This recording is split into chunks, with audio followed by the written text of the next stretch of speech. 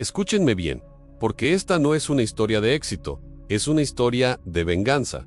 La gente me ve ahora, ¿verdad? Me ven en estos trajes caros, me ven bajando de camionetas blindadas, me ven firmando papeles por millones de dólares. Creen que la plata es mi Dios. Qué equivocados están. La plata es solo la herramienta, el martillo que voy a usar para demoler. Lo único que me importa destruir a don Ernesto Valdés. Mucha gente le llama su excelencia, el senador, el honorable. Yo le llamo simplemente padre, aunque la palabra me quema la boca como ácido. La verdad, yo no volví a esta ciudad por negocios, ni por nostalgia. Volví por la rabia. Una rabia que me ha acompañado desde que era un niño flaco, descalzo, parado en el umbral de una choza que olía a humedad y a tortillas recalentadas. Yo tenía 7 años. Me acuerdo como si fuera ayer. No porque fuera un día feliz, sino porque fue el día en que mi vida se partió en dos. Antes de eso, vivíamos en una especie de burbuja rara. Mi mamá, Elena, era una mujer hermosa, de esas que, aunque se pusieran un trapo viejo, parecían reinas. Ella nunca hablaba mucho del pasado, solo decía que el hombre que amaba tenía un futuro grande, que era un hombre importante, que nos daría todo. Y sí, de vez en cuando, don Ernesto venía. Cuando él llegaba, no venía en carro, venía en caravana. Eran autos negros, gente de seguridad con orejeras, y él, siempre impecable, con ese olor a colonia cara y poder que te golpeaba la nariz. Él nos visitaba en nuestro barrio, el más pobre de la zona, pero siempre lo hacía tarde en la noche, como si estuviera escondiendo un secreto. Y ese secreto, muchachos, éramos nosotros. Yo era su hijo ilegítimo, el error de juventud que podía arruinar su ascenso político. Él ya estaba casado con la señora de sociedad, la que sí le servía para las fotos, para los votos, para la élite. Ese día que les digo, el de mis 7 años, él no vino de noche, vino en la tarde, y vino solo. Estaba nervioso, eso se le notaba en la forma en que se tocaba la corbata de seda. Mi mamá le había preparado un café, el mejor que podíamos pagar, y yo estaba jugando en el piso con unos carritos de madera. Él me miró, y la verdad, nunca me miraba con amor, sino con una mezcla de lástima y fastidio. «Elena», dijo él, y su voz era grave, autoritaria, incluso en ese cuchitril. Esto se acabó. A mi mamá, que estaba sirviendo el café, dejó caer la taza. El sonido del barro rompiéndose fue ensordecedor en el silencio. «¿Qué dices, Ernesto? Lo que oyes y me estoy lanzando al Senado. Mis asesores han sido claros. No puedo tener distracciones. Y tú, Elena, tú eres una distracción». Yo no entendía la palabra distracción, pero sí entendía el tono. Era el tono que usaba el perro de la vecina cuando le quitaban el hueso. A mi madre le rogó. Le recordó los años, las promesas. Le dijo que yo era su hijo, carne de su carne. Él se levantó, era un hombre alto, imponente. Se puso de espaldas a la única ventana que teníamos. «Mira a tu alrededor, Elena», dijo con desprecio. «Mira esta miseria. ¿Crees que esto es digno de un futuro senador? Yo tengo una familia ahora, una familia de verdad, y a ti te voy a dar, digamos que una mensualidad, lo suficiente para que no pasen hambre». Andel sacó un fajo de billetes, los puso sobre la mesa de formica barata, como si fueran basura, y ni siquiera esperó la respuesta. Mi mamá gritó. No un grito de rabia, sino un lamento profundo, el sonido de un alma rompiéndose. Yo me quedé quieto, mirando a ese hombre que se iba. Antes de cruzar la puerta, él me vio a mí, Ricardo, su hijo, y lo que hizo fue la estocada final. «Sé un hombre, chamaco», me dijo, con la mano ya en la manija, «y nunca te metas en mi camino, Ann», y se fue. Se subió a su carro reluciente y desapareció en el polvo del barrio. Yo no lloré. En ese momento, me quedé parado frente a mi mamá, que estaba arrodillada en el suelo, recogiendo los pedazos de la taza rota, como si fueran los pedazos de su vida. A partir de ese día, la miseria se instaló en nuestra casa como un inquilino permanente. No es lo mismo ser pobre cuando tienes esperanza, que ser pobre cuando te han robado hasta la dignidad. Don Ernesto no cumplió su promesa de la mensualidad, por supuesto. Mandó dinero 2 veces. Y luego, nada, éramos invisibles. Mi madre, que había dedicado su juventud a creer en un hombre que no la merecía, tuvo que salir a trabajar en lo que fuera. Limpiaba casas, vendía dulces en la calle, se rompía la espalda por unos pocos centavos. Yo crecí rápido. En el barrio, si eres débil, te comen. Tuve que aprender a pelear, a robar lo justo para que mi mamá no se acostara con el estómago vacío. Yo era un niño con ojos viejos, que cargaba el peso de la traición de su padre. Cada vez que pasaba un carro de lujo, mi estómago se revolvía. Cada vez que veía un cartel de publicidad con la cara sonriente de Ernesto Valdés, ya era diputado, ya era el gran señor. Sentía un fuego frío en las venas. Él prometía justicia social, prometía acabar con la pobreza. Hypocrite. Mientras él hablaba desde tribunas de mármol, Yo estaba recogiendo botellas para venderlas por peso. La gente me decía, Rico, mijo, no te amargues. Tu papá es un hombre importante. Ya te ayudará. Yo solo sonreía, una sonrisa seca, y pensaba, no quiero su ayuda. Quiero su caída. Mi madre enfermó. La vida dura, la mala alimentación, el peso de la tristeza, todo eso la fue consumiendo. Los médicos decían que era el corazón, pero yo sabía que era la pena de amar a un monstruo. Cuando ella estaba en la cama, ya muy débil, me tomó la mano. Yo tendría unos 15 años. Ricardo, me dijo, con la voz apenas un susurro. Prométeme una cosa, a lo que sea. Mami, no dejes que el odio te consuma. No seas como el Ané. Esa fue la última cosa que me pidió, y la única promesa que rompí, porque cuando mi madre murió, sola, en esa cama improvisada en nuestro rancho, algo dentro de mí se rompió para siempre, y en su lugar, creció una roca dura de resentimiento. No quedaba espacio para la piedad, ni para el perdón, solo para la justicia, la mía. En el funeral, si se le puede llamar así, a enterrar a tu madre en una fosa común, Ernesto Valdés no apareció. Mandó a su secretario con un ramo de flores ridículo y un cheque. Yo rompí el cheque en pedazos. Dile a tu jefe, le dije al hombre trajeado, con la voz firme a pesar de que las lágrimas me quemaban, que la próxima vez que nos veamos, no será en un cementerio. ¿Será en el infierno? Quedé solo en el mundo, un muchacho de 15 años sin un peso, pero con una sed de venganza más grande que la ciudad. Sabía que para destruir a un hombre como Ernesto Valdés, no podías hacerlo desde el barro, tenías que subir. Tenías que ser igual o más poderoso que él. Tenías que hablar su idioma, el idioma del dinero sucio, de los tratos bajo la mesa, de la influencia. Así empezó mi transformación de IG El Barrio. No me fui con las manos vacías. Me fui con la inteligencia que mi madre siempre me inculcó y la rabia que mi padre me había regalado. Al principio, fue difícil. Trabajé en todo, lavando platos, cargando cajas en el mercado, haciendo mandados para gente de dudosa reputación. Fue en esos trabajos donde conocí el lado oscuro del poder, el que sostiene a los políticos como Ernesto. Un día, mientras trabajaba en un depósito portuario, conocí a un hombre, le decían el Diablo, un apodo que se había ganado a pulso. Él no era un político, pero era quien movía los hilos de todo lo que entraba y salía del país sin pasar por aduanas. Era un hombre de negocios, sí, pero de negocios que no se enseñan en la universidad. El Diablo me vio. Vio en mis ojos no la inocencia, sino la ambición y, lo más importante, el vacío. Él sabía que un hombre sin nada que perder es el más peligroso. Me tomó bajo su ala. Me enseñó a negociar, a no confiar en nadie, a mover la plata rápido y sin dejar rastro. Me enseñó que la ley es un chiste para los ricos y poderosos, y que si quieres tener poder de verdad, tienes que ignorar la ley y comprar a los que la imponen. Él me preguntó una vez, ¿qué buscas, Ricardo? Plata. La plata es fácil de conseguir. Yo le respondí sin dudar. Busco el poder para hacer justicia. Justicia, se rió el Diablo, un sonido áspero. La justicia es la excusa de los débiles. Lo que tú buscas es venganza. Y eso, mi muchacho, es un negocio rentable. Aprendí rápido. Yo no tenía las distracciones que tenían otros jóvenes en fiestas, mujeres, vicios. Mi único vicio era el trabajo, y mi única meta era Valdés. Estudié sus movimientos, sus contactos, sus debilidades. Usé la plata que ganaba en el puerto para meterme en negocios legítimos que servían de fachada para los ilegítimos. Importación y exportación, bienes raíces. En 5 Ecos, yo ya no era el flaco Ricardo del barrio. Era Ricardo Mendoza, un empresario joven, agresivo, conocido por su falta de escrúpulos y su habilidad para hacer que la plata se multiplicara de la noche a la mañana. Usé el apellido de mi madre, Mendoza. Valdés era un hombre que no merecía ni ser pronunciado por mí. A los 25 años. Estaba listo. Había amasado una fortuna considerable, tenía contactos en las altas esferas, la misma gente que don Ernesto necesitaba para sus campañas, y, lo más importante, tenía información. El Diablo me había enseñado que el poder no se toma con armas, se toma con documentos. Y yo tenía documentos.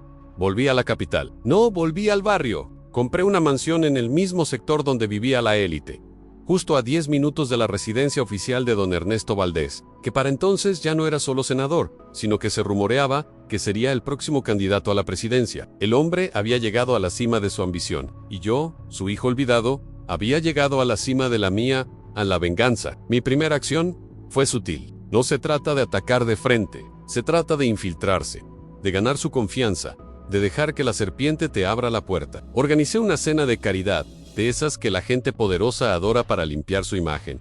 Invertí una fortuna. Invité a banqueros, a líderes de opinión y, por supuesto, a la plana Mayo R de la política. Mi objetivo era un hondón, Ernesto Valdés. Él no me conocía. Para él, Yo era solo un empresario emergente con mucho dinero y ganas de invertir en el país. La noche de la cena, me vestí con un traje hecho a mano, el reloj que costaba más que la casa de mi infancia, y me paré en la entrada de mi propia casa, esperando. Cuando anunciaron su llegada, sentí un escalofrío. Han pasado 18 años desde que me abandonó. 18 años desde que lo vi por última vez. Waiahi es más canoso, sí, pero con esa misma arrogancia pulcra, con ese aire de dueño del mundo. Venía acompañado de su esposa legítima, doña Sofía, una mujer fría como el hielo, y de sus 2 hijos reconocidos, Daniel y Camila, la familia perfecta. La familia que él eligió sobre mí. Respiré hondo. Mi corazón no latía de nervios, sino de anticipación. Él se acercó, extendió la mano con esa sonrisa de político ensayada que no llega a los ojos. Señor Mendoza, dijo, con esa voz potente que yo recordaba, es un placer. Gracias por su generosidad. Tomé su mano. Su piel era suave, sin las callosidades del trabajo duro. Mis manos, en cambio, estaban curtidas por los años en el puerto. El placer es mío, senador Valdés, le dije, y me aseguré de que mi voz fuera tranquila, profesional, sin una pizca de emoción. Nuestros ojos se encontraron. Él me miró con una superficialidad total, escaneando mi traje, mi reloj. No había reconocimiento, no había recuerdo. Yo era solo una chequera para Ellen. Y eso, mis amigos, fue lo más satisfactorio de todo. Él no sabía que estaba estrechando la mano de su destructor. «Es usted muy joven para tener tanto éxito, Mendoza», comentó Valdés, con un ligero aire de condescendencia. «Tuve que aprender rápido, senador», le respondí. «La vida me enseñó que si no te sientas a la mesa, terminas en el menú». Él soltó una carcajada forzada. «Me gusta su estilo. Necesitamos más gente así en el país. Gente que sepa cómo manejar el poder, se lo aseguro. Senador», dije, inclinando ligeramente la cabeza. «Sé exactamente cómo manejar el poder, y sé exactamente lo que voy a hacer con él en esa noche». Me aseguré de que don Ernesto Valdés me viera como un aliado invaluable. Le hablé de inversiones que necesitaba, de contactos que yo tenía en el extranjero, de cómo podía financiar su próxima campaña sin levantar sospechas. Él mordió el anzuelo. Lo vi en sus ojos, en codicia pura. Cuando se despidió, me dio un abrazo rápido, el abrazo de un padrino a un socio prometedor. «Tenemos que vernos pronto, Ricardo. Tenemos mucho de qué hablar. Será un honor». «Senador», le dije, sosteniendo la mirada.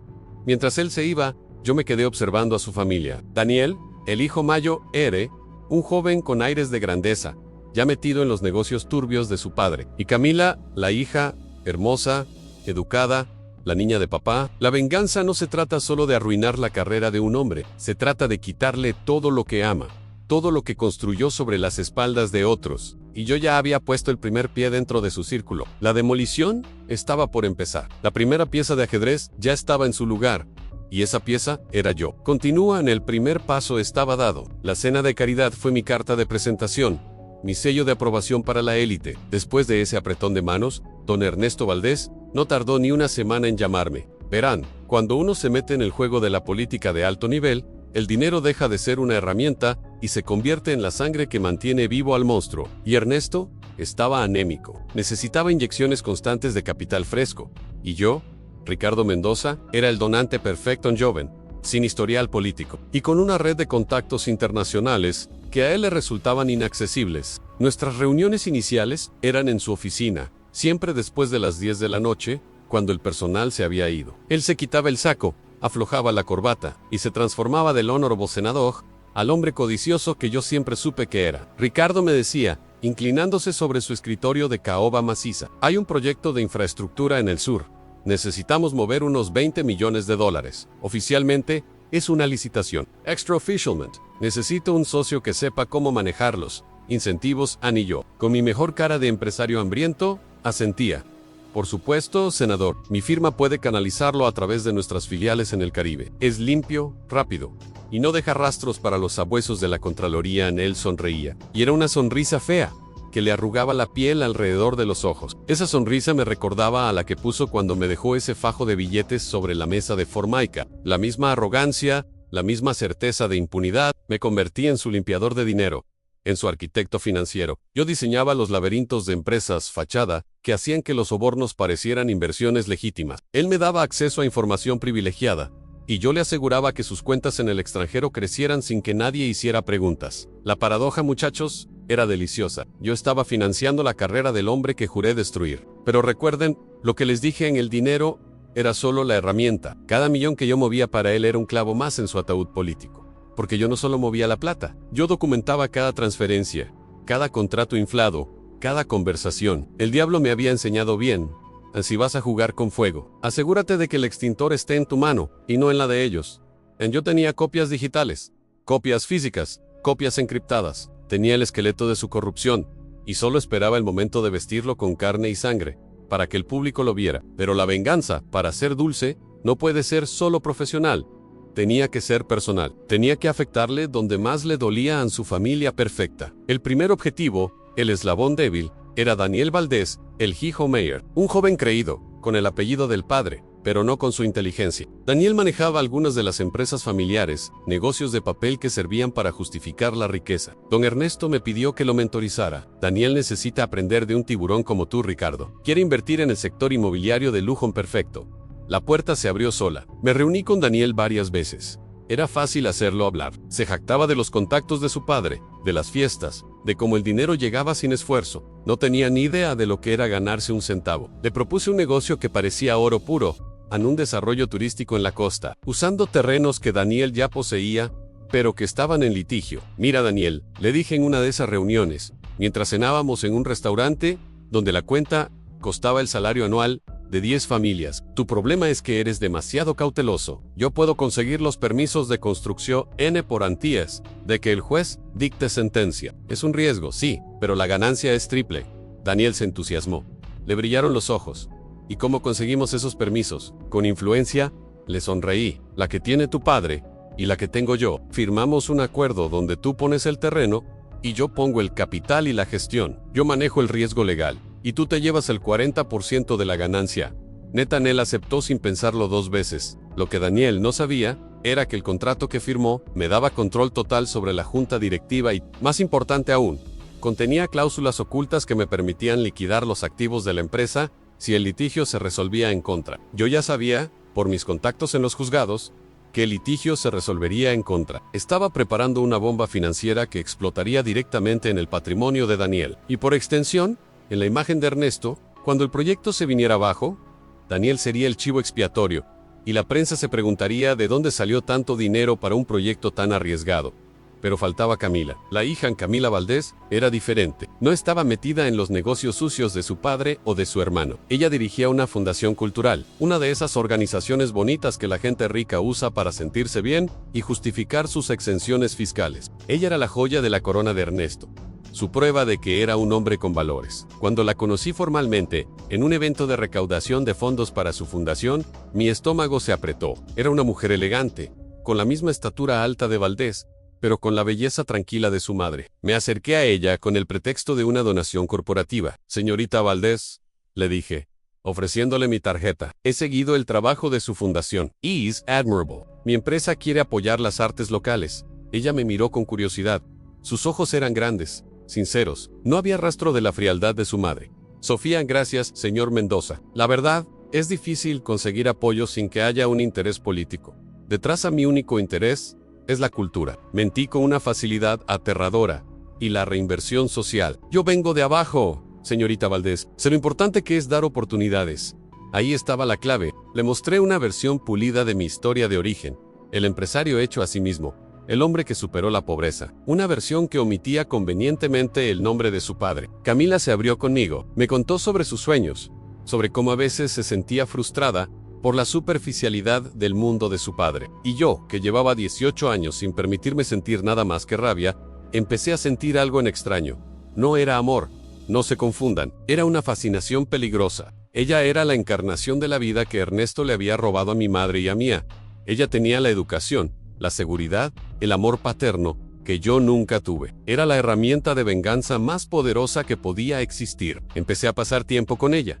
Íbamos a exposiciones, hablábamos de libros, ella me veía como un mecenas sofisticado y comprometido. Yo la veía como la llave maestra para abrir la caja fuerte del corazón de Ernesto Valdés. Una noche, estábamos en la inauguración de una galería. Ella me habló de su padre. Mi papá es un hombre difícil, me confesó. Mirando un cuadro abstracto, es muy ambicioso. Vive y respira política. A veces siento que no lo conozco de verdad.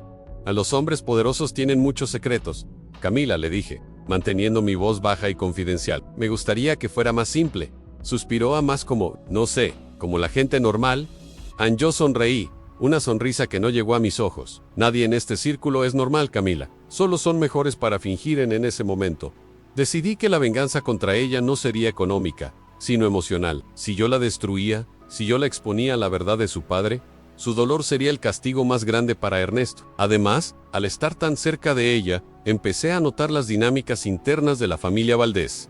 Doña Sofía, la esposa, era un iceberg, fría, distante, claramente al tanto de las infidelidades y los negocios turbios, pero dispuesta a callar por el estatus. Daniel, el idiota útil, y Camila, la única que vivía en una burbuja de ilusión.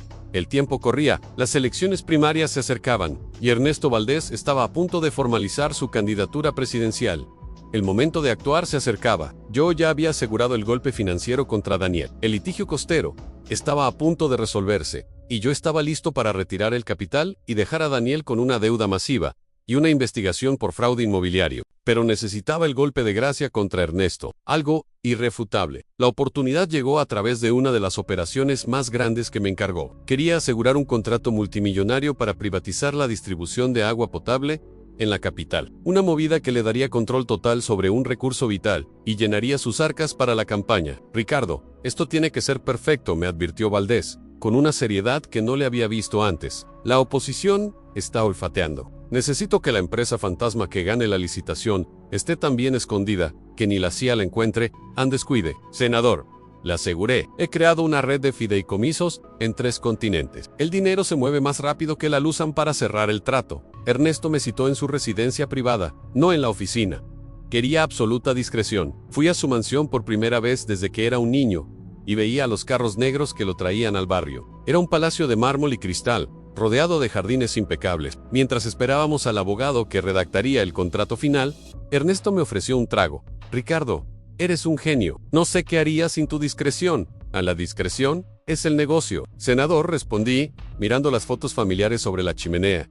Estaban Daniel y Camila, sonriendo. Yo no existía en esa historia. Él se levantó para buscar una botella de whisky raro en una vitrina. Fue en ese momento que vi algo. Sobre la mesa auxiliar, junto a un teléfono antiguo, había una carpeta de cuero, y en esa carpeta, un pequeño detalle en una llave USB de plata, sin marca, pegada a un llavero que reconocí al instante. Ese llavero no era caro, era un recuerdo de promoción de una campaña política de hace 20 años. Una campaña menor, antes de que Ernesto llegara a la cima. Era el único objeto que me quedaba de mi infancia. Ernesto se lo había dado a mi madre. Ella lo guardó en el fondo de una caja. ¿Por qué él lo tenía? Mi mente se aceleró. Si él tenía ese llavero, no podía ser casualidad. ¿Sería posible que, a pesar de todo, guardara alguna conexión con mi madre? ¿O era una simple coincidencia? Esperé a que se distrajera, fingiendo admirar una pintura. Él estaba concentrado en la botella. En un movimiento que practiqué durante años en el puerto, deslicé la llave USB de plata y la metí en el bolsillo interno de mi saco. La carpeta de cuero la dejé intacta. Aquí tienes, Ricardo, dijo, volviendo con el whisky. Nos sentamos, hablamos del contrato por otros 30 minutos. Mi mente estaba en otro lado. Mi corazón latía como un tambor. Me despedí con la misma formalidad de siempre. Conduje hasta mi propia mansión. No encendí las luces. Fui directo a mi estudio, a mi computadora segura. Conecté la llave USB. Estaba protegida con contraseña. Intenté fechas de nacimiento, nombres, años de elecciones de nada. Entonces, me vino a la mente la imagen de mi madre, Elena, recogiendo los pedazos de la taza rota. Recordé la única cosa que Ernesto Valdés siempre despreció de ella, la pobreza de donde venía. Intenté la palabra clave, miseria en acceso concedido. Lo que encontré en esa llave USB no eran solo los detalles de la privatización del agua, era el archivo personal de don Ernesto Valdés. Décadas de corrupción, cuentas bancarias en Suiza, grabaciones de amenazas, nombres de jueces y periodistas comprados. Y lo más impactante, el registro detallado de los pagos que hizo para silenciar a testigos y encubrir un accidente de tráfico de alto perfil ocurrido hace 15 años, donde Daniel, su hijo, conducía ebrio y mató a una persona, y el llavero. El llavero era la prueba de que Ernesto Valdés no solo nos había abandonado, nos había mantenido vigilados. Él sabía dónde vivíamos, qué hacíamos. Él había monitoreado la vida y la muerte de mi madre. El fuego frío que me había acompañado desde los 7 años se convirtió en un infierno ardiente. Ya no se trataba solo de justicia, se trataba de aniquilación. Tenía el arma definitiva, los documentos que el diablo me había prometido que eran más poderosos que cualquier pistola. El tiempo de la infiltración había terminado. Ahora era el tiempo de la detonación. Al día siguiente, el plan de Daniel se pondría en marcha. Y luego, el golpe de gracia. Miré la hora. Saqué mi teléfono satelital, el que usaba para las comunicaciones más sensibles. Llamé a mi contacto en el periódico más grande del país. Un periodista que odiaba a Valdés y que yo había estado comprando lentamente con exclusivas menores. Prepárate, dije, mi voz ronca de pura anticipación. Tengo la historia de tu vida. Mañana, el senador Valdés se va a despertar y va a descubrir que ha estado durmiendo con el enemigo, y que ese enemigo es Joan. Continúa. El periodista me colgó, y yo me quedé en la oscuridad de mi estudio, con el calor del USB aún en mi mano. Sentí una paz extraña, la calma que precede al huracán. Había esperado casi 20 años por este momento. A la mañana siguiente, la primera parte de la bomba explotó en la cara de Daniel. El juez del litigio costero dictó sentencia. Los terrenos eran propiedad pública, y el proyecto turístico de lujo que Daniel había liderado era, legalmente, tierra de nadie. Inmediatamente, ejecuté la cláusula de liquidación. Mis abogados actuaron con una velocidad brutal, retirando el capital invertido y dejando a Daniel con el terreno inutilizable y, peor aún, con las deudas con los contratistas y los bancos. El escándalo fue instantáneo. Los titulares gritaban, hijo del senador Valdés implicado en fraude inmobiliario. Daniel, el tonto, trató de culparme, de decir que Ricardo Mendoza lo había estafado, pero yo ya había desaparecido de la escena del crimen financiero. Mis empresas filiales se declararon insolventes en el Caribe, y el rastro de la plata se perdió en el laberinto que yo mismo había construido. Don Ernesto estaba furioso, pero aún no entendía la magnitud del desastre. Pensó que era un ataque de la oposición y que yo, su socio de confianza, lo ayudaría a limpiarlo. Me llamó al mediodía, su voz tensa, sin el habitual tono autoritario. Ricardo, ¿dónde estás? Necesito que manejes esto. Daniel es un idiota, pero la prensa está usando esto para golpearme. Necesito una declaración que te desvincule y me proteja, senador, le dije con calma helada. No puedo hacer eso. Mis abogados me han aconsejado mantenerme al margen. Parece que su hijo cometió un error grave. Hubo un silencio largo en la línea. ¿Me estás abandonando, Ricardo? ¿Después de todo lo que hicimos juntos? Digamos que estoy tomando distancia, senador, respondí. El riesgo es muy alto.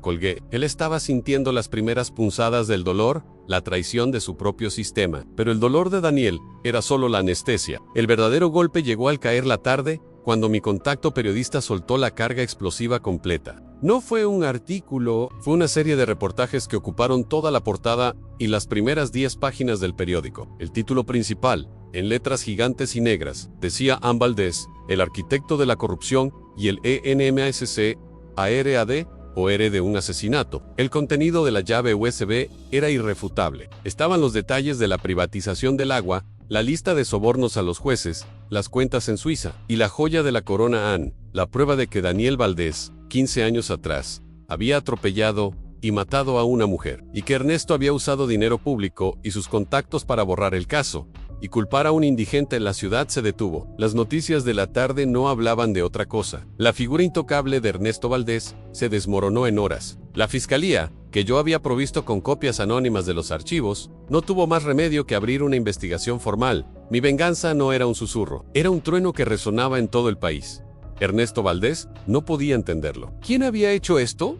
¿Quién tenía esa información tan íntima? Él no podía sospechar de mí, su socio. Mi teléfono sonó de nuevo, pero esta vez era un número privado. Era él. Mendoza, gritó, su voz transformada por la desesperación. Fuiste tú. Sabes todo lo que tenemos. Si caigo, tú caes conmigo. Se equivoca, senador, le dije, con una sonrisa que él no podía ver.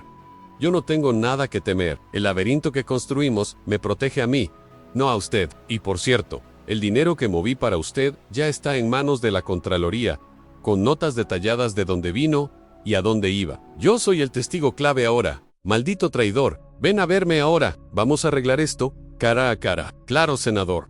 Acepté, pero no en su casa, en la mía. A las 8 de la noche, y venga solo.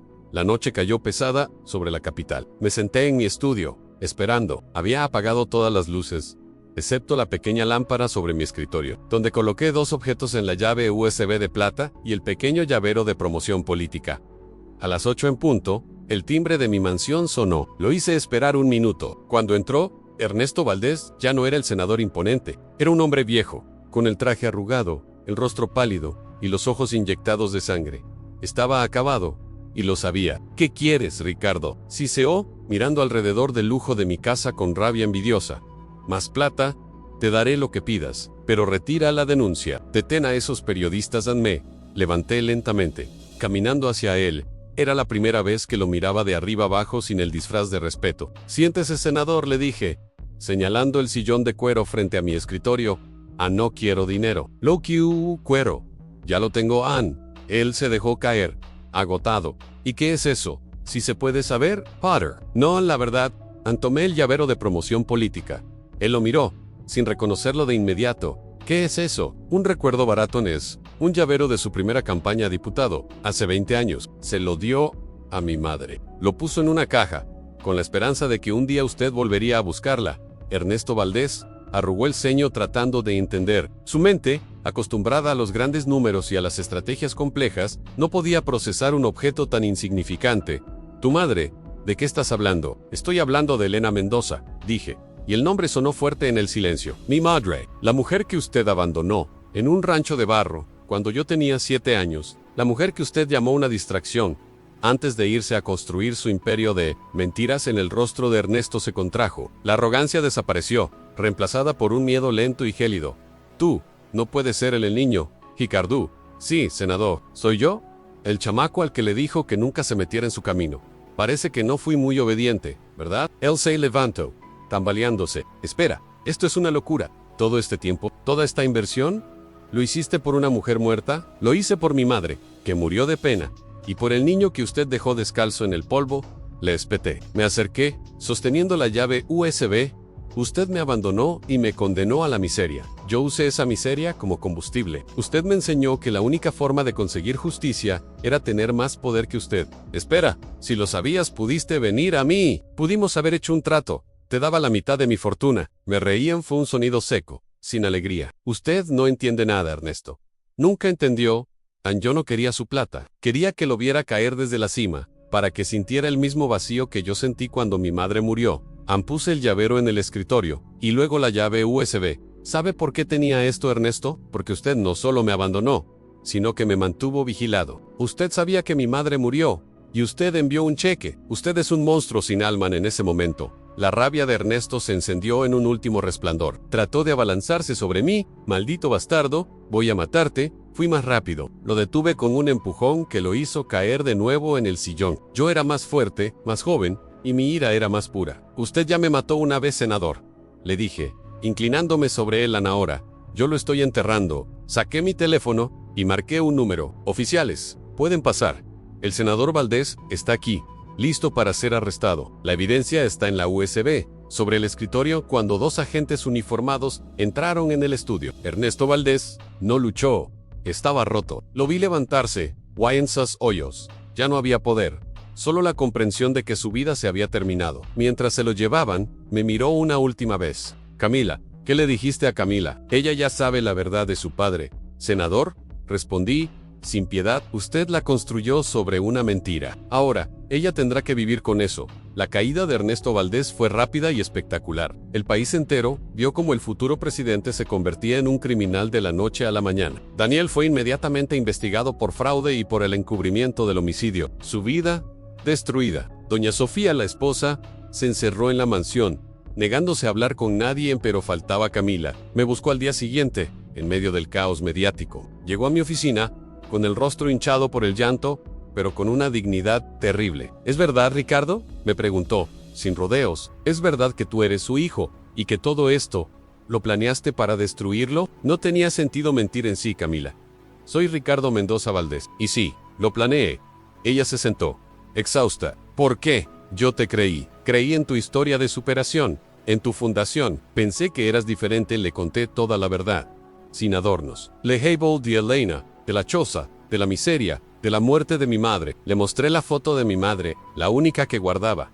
Ella escuchó, sin interrumpir. Cuando terminé, había lágrimas en sus ojos, no por su padre, sino por el dolor que yo había cargado. Él nos mintió a todos, susurró. Me construyó una vida perfecta sabiendo que había matado a una persona, sabiendo que tenía un hijo abandonado. ¿Y tú? ¿Qué sientes ahora, Ricardo?